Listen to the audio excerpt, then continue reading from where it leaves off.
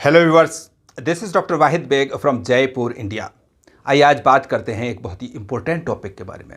In fact इस important topic के बारे में हमारे कई व्यूवर्स की रिक्वेस्ट थी, तो हमें आज इस टॉपिक पर बात करनी है। और कुछ व्यूवर्स ने तो इनफैक्ट नाराज़गी भी जताई थी कि हम उनका ख्याल नहीं रखते हैं। ऐसा नहीं है। बहुत सारी बातें हैं जो हम व्यूवर्स के लिहाज से कहते हैं, और आज का टॉपिक तो पूरी तरह से हम अपने व्यूवर्स को डेडिकेट करते हैं, ख़ास तौर से व्यूवर्स के लिए ही है ये। व्यूवर्स का नाराज़ होना अपनी जगह वजह है, लेकिन बदगुमानी करना ठीक नहीं है। बदगुमानी एक ऐसी चीज़ होती है जिसमें कि कोई भी शख्स किसी बात को अपने मन के अंदर रखता है और वो कहता नहीं है, उसका इजहार नहीं करता है, उसका प्रदर्शन नहीं करता है, उसको व्यक्त नहीं करता है, तो फिर वो बात सामने नहीं आती है, तो उस चीज़ का कुछ निराकरण भी नहीं हो पाता है। इसलिए आप नाराज़ होइए और अपनी बात कहिए, ये ठीक रहता है। बहरहाल आज का टॉपिक हमारे व्यूवर्स के नाम। आज हम बात कर रहे हैं दिमाग की कमज़ोरी, ज़ौफ़े दिमाग या ब्रेन की जो एक कमज़ोरी, वीकनेस होती है, जिसकी वजह से आमतौर से ये कॉन्सेप्ट यूनानी में ज़्यादा पाया जाता है। इसको ज़्यादा बेहतर तरीके से समझाया गया है। तो मैं चाहता हूँ कि व्यूवर्स भी इस नज़रिए को, इस कॉन्सेप्ट को समझें और उस हिसाब से इस चीज़ को डील करें, क्योंकि बहुत सारे पेशेंट्स होते हैं जबकि शुरुआत में इनको अगर घर पे ही डील किया जाए तो ये कोई भी बीमारी बनने से बच सकते हैं। तो आइए हम सबसे पहले बात करते हैं दिमाग की ऐसी कमज़ोरी के बारे में जिसमें कि दिमाग का मिजाज बदल गया है, सूए मिजाज हार हो गया है। यानी कि देखिए, बात को समझना चाहिए शुरू से ही, और इसको कई बार सुनने के बाद ये बात समझ में आएगी। चूँकि दिमाग का मिजाज सर्द व तर है, यानी कि ठंडा और तरी दिमाग का मिजाज है, तो इसकी जो ये सर्दी और तरी है वो मेंटेन रहनी चाहिए इसको नॉर्मली फंक्शनिंग के लिए। लेकिन किसी वजह से इसकी ये जो तरी और सर्दी है, ठंडक है, कम हो जाती है, तो हम उसको कहते हैं कि मिजाज में गर्मी व खुश्की पैदा हो गई है। मिजाज में गर्मी व खुश्की, दिमाग में गर्मी व खुश्की पैदा होने का मतलब ये नहीं है कि दिमाग सूख गया है। यहाँ पे ये बात समझने की है, जब हम ये कह रहे हो तो उसका मतलब क्या है। हम ये कह रहे हैं कि जिस लेवल की तरी और ठंडक दिमाग में रहनी चाहिए उससे वो कम हो गई है। मान लीजिए एक जगह टेम्परेचर 40 रहता है, वहाँ का टेम्परेचर अगर 30 आ गया है तो वहाँ पे गर्मी अभी भी है लेकिन कंपैरेटिवली कम हो गई है। इसी तरह से सर्दी के मामले में समझ सकते हैं। तो जो दिमाग के लिए जिस दर्जे की ठंडक और तरी चाहिए वो ठंडक और तरी कम हो गई है, तो अब हम ये कहते हैं कि दिमाग में हरारत और खुश्की पैदा हो गई है, और अब इसका इलाज हम वही तरी और उतनी ही सर्दी पहुंचा करके करते हैं। यानी कि हम इसको नॉर्मलाइज करते हैं, एतदाल पे लाते हैं। चाहे ये जो कमी आई है ये इसकी जो टेम्परामेंट के लिहाज से आई हो या कॉन्स्टिट्यूएंट्स की जो नॉर्मल वैल्यूज़ हैं उसके हिसाब से हो। तो आमतौर से जो कॉन्स्टिट्यूएंट्स हैं उनको तो लैब टेस्ट में जांच लिया जाता है कि इस चीज़ की कमी है, इससे ज़्यादा की है, लेकिन ये टेम्परामेंट वाला मसला है जो आमतौर से नहीं समझा जाता है, नहीं डील किया जाता है, तो वो प्रॉब्लम सॉल्व भी नहीं होती है। बहरहाल ये प्रॉब्लम अक्सर बच्चों और जवानों में होती है। तो इसमें अक्सर सर में दर्द रहता है, और सबसे बड़ी जो इसकी अलामत है वो ये है कि कुछ भी याद नहीं होता है। बच्चा या जवान जो भी पढ़ता है, स्टडी करता है, वो भूल जाता है, उसको याद ही नहीं होता है। यंग जनरेशन में भी ये पाया जाता है, और हालांकि इसको एक शॉर्ट मेमोरी लॉस भी कह सकते हैं कि जैसे आपने कोई चीज़ कहीं पे रखी और फिर वो आपको ध्यान ही नहीं रहता है वो कहाँ रखी थी, वो किधर गई, आप ढूंढते रहते हैं। ऐसा हालांकि ये मल्टीटास्किंग की वजह से होता है, ज़्यादा बहुत गौर व फिक्र करने या कहीं बहुत ज़्यादा बिजी रहने की वजह से, किसी तरफ ज़्यादा दिमाग लगाने की वजह से ये कैफियत होती है। लेकिन ये होती इसीलिए है कि दिमाग में बहुत ज़्यादा काम करने की वजह से, बहुत ज़्यादा स्टडी करने की वजह से, बहुत ज़्यादा स्ट्रेस की वजह से, नींद नहीं आने की वजह से, या कुछ इस तरह के खाने पीन करने की वजह से दिमाग में गर्मी और खुश्की हो जाती है, और तब ये कैफियत पैदा हो जाती है। तो इसमें सर में दर्द आमतौर से रहता है, नींद कम हो जाती है, और सबसे बड़ी बात यही है कि कुछ भी याद नहीं होता है, या याद होता है तो कम याद होता है, और याद होता है तो फिर ध्यान नहीं रहता है। तो ये एक जो प्रॉब्लम है, ये दिमाग की गर्मी और खुश्की की प्रॉब्लम है। इसको हम दूर करने के लिए एक बहुत ही बेहतरीन, आजमूदा, मुजर्रब और सालों से यूनानी में इस्तेमाल किए जाने वाला नुस्खा है, जिसको हम शेयर कर रहे हैं, और ये घर पे बहुत आसानी से बनाया जा सकता है। लेकिन हम जो कह रहे हैं उस हिसाब से आपको देखना होगा। अच्छा हाँ, इस एक ख़ास बात और देखी जाए कि दिमाग की कमज़ोरी जब हो जाती है तो अक्सर व बेशतर लोगों को नज़ला व ज़ुकाम भी रहता है, और वो दायमी नज़ला बन जाता है, यानी पेरिनियल राइनाइटिस या पेरिनियल रिनोरिया हो जाता है, हमेशा ज़ुकाम रहने वाला। आपने बहुत सारे लोग घरों में बच्चे देखे होंगे, कुछ जवान भी होते हैं, कि हमेशा ज़ुकाम रहता है, हमेशा ज़ुकाम रहता है, साल भर ज़ुकाम रहता है, 12 महीने, हर मौसम में। तो वो या तो ठस ठस करते रहते हैं, नाक उनकी थोड़ी बहुत आती रहती है। कुछ बच्चों के तो हमने नाक बहते बहते यहाँ निशान तक पड़ जाते हैं, नाक कट जाती है, वो बराबर होते हैं। वो वजह यही है कि वहाँ पर जो दिमाग है कमज़ोर हो गया है। इसलिए नज़ला और ज़ुकाम में, ख़ास तौर से पुराने नज़ले और ज़ुकाम में जब आप इलाज करते हैं, तो इस बात का हमें, मैं इस वक्त फिजिशियन से बात कर रहा हूँ, तो हालांकि ये पेरेंट्स के लिए भी ज़रूरी है कि जब नज़ला और ज़ुकाम का, पुराने नज़ले और ज़ुकाम का इलाज करते हैं, तो ये बहुत ही लाजमी, ज़रूरी, एसेंशियल, आवश्यक हो जाता है कि आप दिमाग की ताकत की दवा दें। ये मुनज़िज़, मुस्हिल और मुसक्किन और मुबर्रिदात और मुहर्रिकात, मुसख्खिनात, इन सब चीज़ों की उतनी ज़रूरत नहीं होती। वो बाद की बातें हैं या अलग बातें हैं। पहली ज़रूरत होती है दिमाग को ताकत पहुंचाने वाली दवाओं की, जिसका कि हम अब बातें कर रहे हैं कि किस तरह से हम दिमाग को ताकत पहुंचाते हैं। तो देखिए, इसमें एक बहुत ही छोटा सा फार्मूला है कि बादाम, गिरी बादाम की गिरी 5 दाना,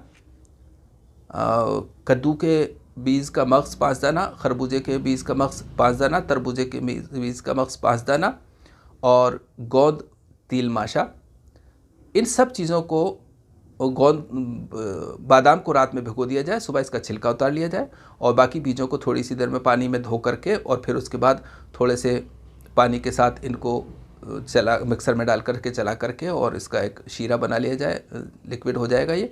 और इसको फिर थोड़े से घी के साथ भून करके और थोड़ी सी शक्कर डाल करके और खाया जाए रोज़ सुबह। दिमाग की ताकत के लिए एक बेहतरीन चीज़ है। लेकिन कभी कभी ऐसा होता है, कोई डायबिटिक होते हैं तो ठीक है, शक्कर नहीं डालें। कभी ऐसा होता है कि घी नहीं खाना चाहते हैं इस शक्ल में, तो ठीक है, इसके साथ शुगर डाल के खा लें, और शुगर भी नहीं खानी है तो सादा खा सकते हैं। लेकिन इसमें कभी कभी ऐसा भी होता है कि कुछ मरीज़ों के पेट ख़राब होता है। तो जब पेट ख़राब होता है तो उस हालत में, देखिए, इसको सीक्वेंस वाइज समझना होगा मैं, कि हम दिमाग का इलाज कर रहे हैं, दिमाग को ताकत पहुंचाने की दवा इस्तेमाल कर रहे हैं, लेकिन उसी के साथ किसी मरीज़ का पेट भी ख़राब हो सकता है, उसको बदहज़मी, इंडाइजेशन या गैस बनना, ऐसी चीज़ हो सकती है। तो उसको आप जो बबूल का गोंद है वो निकाल दें, और बड़ी इलायची के दाने 3 ग्राम उसमें डाल दें, ये हो जाएगा। लेकिन कभी ऐसा भी होता है कि किसी को इसके साथ साथ ज़ुकाम रहता है, तो उस मरीज़ को दिमाग की ताकत की दवा के साथ साथ तो हम खसखस 3 ग्राम इसमें और शामिल कर दें। लेकिन अगर पेट की कोई प्रॉब्लम नहीं है तो इलायची के जो दाने हैं, बड़ी इलायची के दाने, वो आप हटा दें।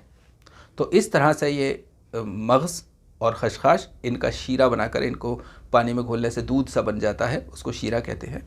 तो उसको बना करके, और आप इसका हरीरा बना करके, जो हलवा थोड़ा गाढ़ा होता है, हरीरा पतला होता है, पतला पतला बना करके और वो पिलाएं। और ऐसे नहीं तो फिर शक्कर के साथ, मिश्री के साथ बना करके भी खिलाया जा सकता है।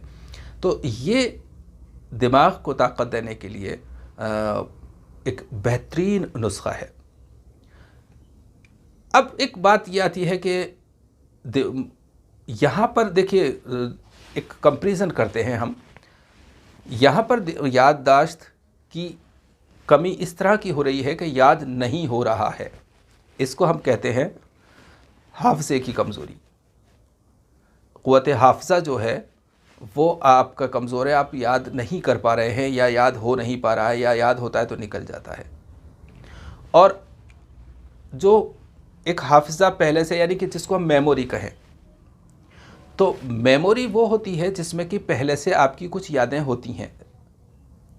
मिसाल के तौर पे एक 40-50 साल का आदमी है और वो अब कुछ भूलने लगा है, बार बार भूल जाता है, याद नहीं रहता है, कुछ तरफ ध्यान नहीं लगता है। तो यहाँ पर जो दिमाग की कमज़ोरी है, ये भी दिमाग की कमज़ोरी है, लेकिन यहाँ पर जो होती है, यहाँ पर ज़्यादातर केसेस में 40, 50, 60, 70 साल के केसेस में बढ़ने के साथ साथ दिमाग में तरी और ठंडक आ जाती है। बलगम की ज़्यादती की वजह से ऐसा होने लगता है। हालांकि सारे केसेस में ऐसा नहीं हो, इलाज करने से पहले हमें तशख़ीस ज़रूरी है कि यहाँ पर जो ज़्यादातर केस में होता है, लेकिन कुछ केसेस में वही सर्दी व खुश्की न गर्मी व खुश्की भी हो सकती है, इस बात का भी ध्यान रखा जाता है। तो अब हमें वहाँ पर ये होता है कि जो याद है वो भूल जाता है। पिछली बातें जो पहले याद थी वो अब याद नहीं आ रही हैं, या याद आती हैं तो टुकड़ों में याद आती हैं, कभी याद आती हैं कभी नहीं याद आती हैं। तो ये मेमोरी लॉस है, डिमेंशिया है। तो ऐसे केसेस में जब हम देते हैं तो फिर वो माजून फ़लास्वा अपने आप में एक बेहतरीन माजून है। ऐसे केसेस में माजून विज जो एक बहुत अच्छी माजून है इस मामले में, और इत्रिफल-उस्तुख़ुद्दूस भी काम करता है। अच्छा, एक बात और याद रखें, जब एज 40-50 साल के आसपास हो जाती है और उसके बाद अगर ऐसी शिकायत आने लगे तो इस बात का हमेशा ही ख्याल रखें कि शुरुआत में ही जो बलगमी अगर अलामात दिखती हैं तो उसका क़िला कर दें, यानी कि उसको शुरुआत में ही ख़त्म कर दें। नहीं तो ये अल्टीमेटली धीरे धीरे जा कर के किसी भी बड़ी बीमारी में कन्वर्ट हो जाएगा। जैसे पार्किंसंस डिजीज़ है, या अल्ज़ाइमर्स डिजीज़ है, या पैरालिसिस वगैरह कुछ भी आगे जा कर के होना ज़रूरी होता है, जिसको ये प्रॉब्लम शुरू हो जाती है। इसलिए शुरुआत में ही हम इसको बलगम को ख़त्म कर दें। और यहाँ पे फिर से वही मामला आता है कि बैलेंसिंग करने वाला, कि एतदाल पे लाने वाला, कि यहाँ अब दिमाग में जितनी ठंडक और तरी चाहिए उससे ज़्यादा ठंडक और तरी हो गई है, तो उसको हमें सही करना है, उसको नॉर्मल करना है, उसको एतदाल पे लाना है। इसके अलावा एक माजून का नुस्खा और है जो मैं आपसे शेयर करना चाहूँगा, मैंने लिख के रख रखा है।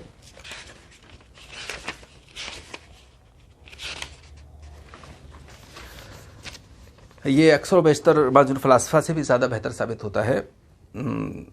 माजून फ़लास्फ़ा का नुस्खा हमने अपलोडेड कर रखा है, ये अपलोड नहीं किया इसलिए हम शेयर कर रहे हैं।